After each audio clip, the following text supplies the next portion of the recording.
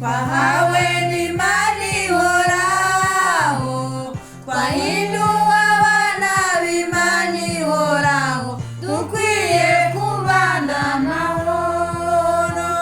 tuzanezerwa cyane mu ijuru, tuzaririmbana n'abera,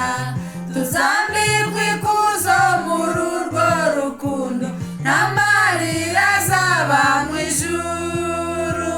tuzanezerwa cyane mu ijuru,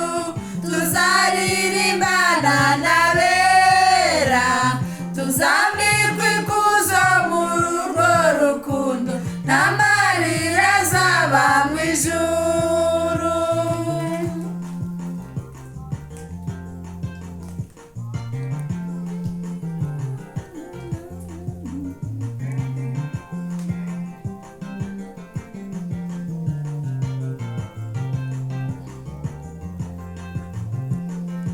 Tugirire ubuntu Imana ihoraho mu rugendo rwacu dufite,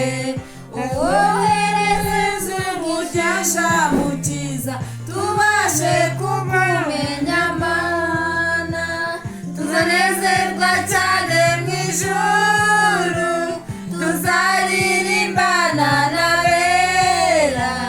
tuzambikwa ikuzo muri urwo rukundo, amarira azaba mu ijuru, tuzanezerwa cyane mu ijuru, tuzaririmbana n'abera, tuzambikwa ikuzo muri urwo rukundo, n'amarira azaba mu ijuru.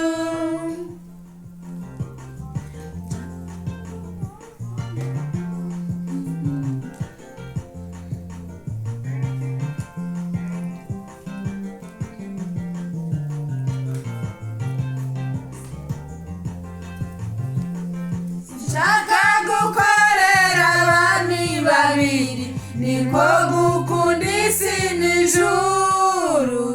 hariho abakunda ubutunzi bwo mu isi, bakaburutisha ubw'ijuru,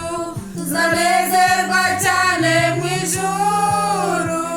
tuzaririmbana n'abera,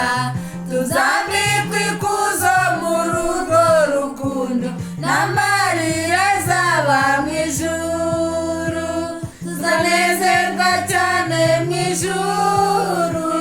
tuzaririmbana n'abera, tuzambikwa ikuzo muri urwo rukundo, n'amarira azaba mu ijuru.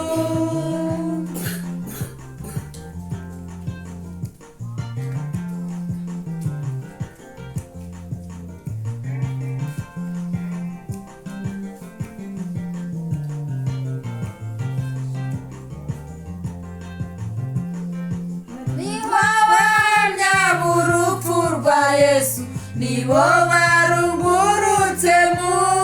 mva, Yesu ubwo yagaraga kuzunga mu mva, hanyuma yagiye mu ijuru, tuzanezerwa cyane mu ijuru, tuzaririmbana n'abera, tuzambikwa ikuzo muri urwo rukundo, n'amarira azaba mu ijuru, tuzanezerwa cyane mu ijuru, tuzaririmbana n'abera, tuzambikwa ikuzo muri urwo rukundo, n'amarira azaba mu ijuru.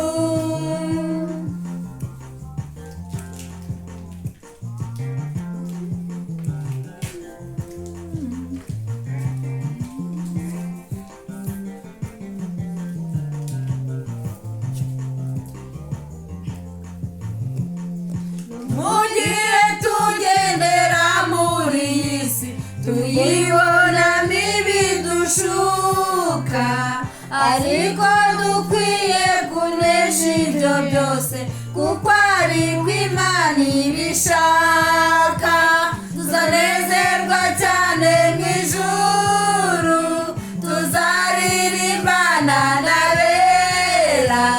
tuza